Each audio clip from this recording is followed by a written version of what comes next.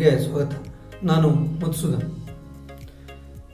Mumbai Indians ಮತ್ತು Kolkata Knight Riders ನಡುವಿನ ಪಂದ್ಯವನ್ನು ನೀವೆಲ್ಲ ನೋಡಿರ್ಬೋದು. ಮುಂಬೈ ಇಂಡಿಯನ್ಸ್ ಭರ್ಜರಿ 49 ರನ್ಗಳ ಜಯ ಸಾಧಿಸಿದೆ. ಬಹುಶಃ ಮುಂಬೈ ಇಂಡಿಯನ್ಸ್ ಬ್ಯಾಟಿಂಗ್ನಿಂದನೇ ಈ ಜಯ ಸಾಧನೆ ಆಯಿತು ಅಂತ ಹೇಳ್ಬೋದು. ಏನು ರೋಹಿತ್ ಶರ್ಮಾ ಮತ್ತು ಸೂರ್ಯಕುಮಾರ್ ಯಾದವ್ ಅವರು ಅಬ್ಬರಿಸಿದ್ರು, ಆ ಅಬ್ಬರದ ನೆರವಿನಿಂದ ಮುಂಬೈ ಇಂಡಿಯನ್ಸ್ 196 ರನ್ಗಳನ್ನು ಕಲೆ ಹಾಕಿತ್ತು. ಒಂದು ಹಂತದಲ್ಲಿ ಏನು ಮುಂಬೈ ಇಂಡಿಯನ್ಸ್ ಬ್ಯಾಟಿಂಗನ್ನು ನೋಡಿದಾಗ ಏನು 8ನೇ ಓವರ್ ಇರ್ಬೋದು, 9ನೇ ಓವರ್ ಇರ್ಬೋದು, 10ನೇ ಓವರ್ ಇರ್ಬೋದು, ಆ ಹಂತದಲ್ಲಿ ಮುಂಬೈ ಇಂಡಿಯನ್ಸ್ 230 ರನ್ಗಿಂತ ಜಾಸ್ತಿ ಗಳಿಸ್ಬೋದು ಅನ್ನುವಂಥ ನಿರೀಕ್ಷೆ ಕೂಡ ಇತ್ತು. ಆದರೆ ಅಂತಿಮವಾಗಿ ಏನು ಕೋಲ್ಕತ್ತಾ ನೈಟ್ ರೈಡರ್ಸ್ನ ಸ್ಪಿನ್ನರ್ಗಳು ಉತ್ತಮವಾದಂತಹ ಬೌಲಿಂಗ್ ಪ್ರದರ್ಶನ ಮಾಡಿದ್ರು. ಹಾಗಾಗಿ ಮುಂಬೈ ಇಂಡಿಯನ್ಸನ್ನು 196 ರನ್ಗಳಿಗೆ ನಿಯಂತ್ರಿಸಿದ್ರು. ಏನು ಕೋಲ್ಕತ್ತಾ ನೈಟ್ ರೈಡರ್ಸ್ ಬೌಲಿಂಗ್ ಬಗ್ಗೆ ಹೇಳುವುದಾದರೆ, ಸುನಿಲ್ ನಾರಾಯಣ್ ಬಿಟ್ಟರೆ ಮತ್ತಾರು ಕೂಡ ಅಂತ ಪ್ರಭಾವಶಾಲಿ ಬೌಲಿಂಗ್ ಅನ್ನ ಮಾಡಲೇ ಇಲ್ಲ. ಯಾವ ಹಂತದಲ್ಲಿ ಕೂಡ ಮುಂಬೈ ಇಂಡಿಯನ್ಸ್ ಬ್ಯಾಟ್ಸ್ಮನ್ಗಳನ್ನ ಕಟ್ಟಾಕುವಂತ ಒಂದು ಸಣ್ಣ ಪ್ರಯತ್ನವೂ ನಡೀಲೇ ಇಲ್ಲ. ಬಹುಶಃ ಏನು ಟಾಸ್ ಗೆದ್ದಂತ ಕೋಲ್ಕತ್ತಾ ನೈಟ್ ರೈಡರ್ಸ್ ಚೇಸಿಂಗ್ ಆಯ್ಕೆ ಮಾಡ್ಕೊಂಡಿದ್ದೆ ತಪ್ಪು ಅನ್ನುವಂತ ರೀತಿಯಲ್ಲಿ ಕೋಲ್ಕತ್ತಾದ ಬೌಲಿಂಗ್ ಇತ್ತು. 14 ರನ್ಗಳನ್ನ ಎಕ್ಸ್ಟ್ರಾ ನೀಡಿದ್ರು. ಅಂದ್ರೆ ಇತರೆ ರನ್ಗಳೇ 14 ರನ್ಗಳು, ಒಂದು ನೋಬಾಲ್ಗಳಿದ್ವು.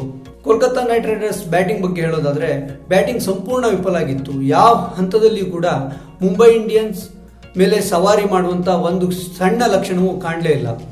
ಏನು ಆರಂಭಿಕರಾಗಿ ಏನು ಸುನಿಲ್ ನಾರಾಯಣ್ ಬಂದಿದ್ರು. ಹಿಂದಿನ ಅಂದರೆ ಕಳೆದ IPL ಸೀಸನ್ನಲ್ಲಿ ನೀವು ಗಮನಿಸಿರ್ಬೋದು, ಅವರು ತುಂಬ ಕಡಿಮೆ ಅತ್ಯುತ್ತಮ ಸ್ಟ್ರೈಕ್ ರೇಟನ್ನು ಇಟ್ಕೊಂಡು ಬಂದಂಥವ್ರು.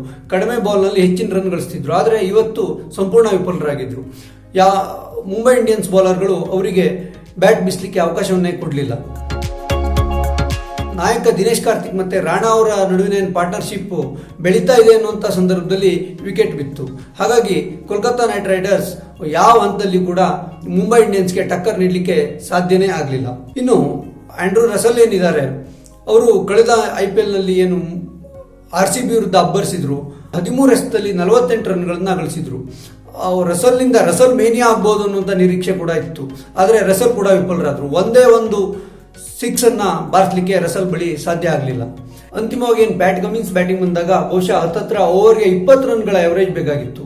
ಆದರೆ ಆ ಸಂದರ್ಭದಲ್ಲಿ ಕೂಡ ಮುಂಬೈ ಇಂಡಿಯನ್ಸ್ ಅಷ್ಟೇ ಚೆನ್ನಾಗಿ ಬೌಲ್ ಮಾಡ್ತಾ ಇತ್ತು. ಬುಮ್ರಾ ಅವ್ರ ಬೌಲಿಂಗಿಗೆ ಕೋಲ್ಕತ್ತಾ ನೈಟ್ ರೈಡರ್ಸ್ ಆಟಗಾರರ ಬಳಿ ಉತ್ತರವೇ ಇರಲಿಲ್ಲ. ಏನು ಕೊನೆ ಓವರ್ನಲ್ಲಿ ಬುಮ್ರಾ ಅವರೇನು 3 ಓವರ್ನಲ್ಲಿ ಕೇವಲ 5 ರನ್ ಕೊಟ್ಟು 2 ವಿಕೆಟ್ ಕಿತ್ತಿದ್ರು. ಆದರೆ ಅವರು ಕೊನೆಯ ಓವರ್ನಲ್ಲಿ ಪ್ಯಾಟ್ ಕಮಿನ್ಸ್ 27 ರನ್ಗಳನ್ನ ಬಾರಿಸಿದ್ರು. ಭರ್ಜರಿ 4 ಸಿಕ್ಸರ್ಗಳಿದ್ವು. ಆದರೆ ಇದು ಕೋಲ್ಕತ್ತಾ ನೈಟ್ ರೈಡರ್ಸ್ಗೆ ಗೆಲುವಿಗೆ ಸಾಕಾಗಲಿಲ್ಲ.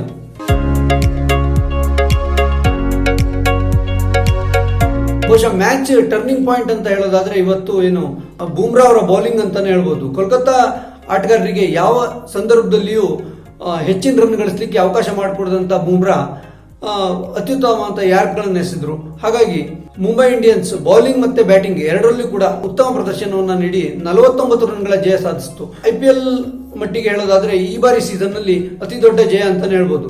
ಪ್ಯಾಟ್ ಕಮಿನ್ಸ್ ಅವ್ರನ್ನ ಏನು ಕೋಲ್ಕತ್ತಾ ನೈಟ್ ರೈಡರ್ಸ್ 15.5 ಕೋಟಿ ಕೊಟ್ಟು ಖರೀದಿ ಮಾಡಿತ್ತು. ಈ ಬಾರಿ ಹರಾಜು ಪ್ರಕ್ರಿಯೆಯಲ್ಲಿ ಅಂದ್ರೆ ಅತಿ ಹೆಚ್ಚು ಮೌಲ್ಯಕ್ಕೆ ಹರಾಜಾದ ಆಟಗಾರರಲ್ಲಿ ಪ್ಯಾಟ್ ಕಮಿನ್ಸ್ ಕೂಡ ಇದ್ರು. ಆದರೆ ಪ್ಯಾಟ್ ಕಮಿನ್ಸ್ ಬೌಲಿಂಗ್ ನಲ್ಲಿ ಸಂಪೂರ್ಣ ವಿಫಲರಾಗಿದ್ರು. ಬ್ಯಾಟಿಂಗ್ ಮಟ್ಟಿಗೆ ಹೇಳೋದಾದ್ರೆ ಕೊನೆಯಲ್ಲಿ ಅವರು ಮಾಡಿದ ಹೋರಾಟ ಯಾವುದೇ ಫಲ ನೀಡಲಿಲ್ಲ. ದುಬೈ ಮಟ್ಟಿಗೆ ಹೇಳೋದಾದ್ರೆ ಅಂದ್ರೆ ಭಾರತದಿಂದ ಹೊರಗೆ ನಡೆದಂತ IPL ಪಂದ್ಯಾವಳಿಯಲ್ಲಿ ಮುಂಬೈ ಇಂಡಿಯನ್ಸ್ಗೆ ಇದು ಮೊದಲ ಜಯ. ಮುಂಬೈ ಇಂಡಿಯನ್ಸ್ ತಂಡ ಪ್ರಥಮ ಸ್ಥಾನವನ್ನು ಗಳಿಸಿಕೊಂಡಿದೆ. ಏನು ಒಂದು 49 ರನ್ಗಳ ಜಯ ಸಾಧಿಸಿದೆ. ಆ ಜಯದ ರನ್ ರೇಟ್ ಮುಂಬೈ ಇಂಡಿಯನ್ಸ್ಗೆ ಪ್ರಥಮ ಸ್ಥಾನಕ್ಕೆ ಹೋಗಲಿಕ್ಕೆ ನೆರವಾಗಿದೆ.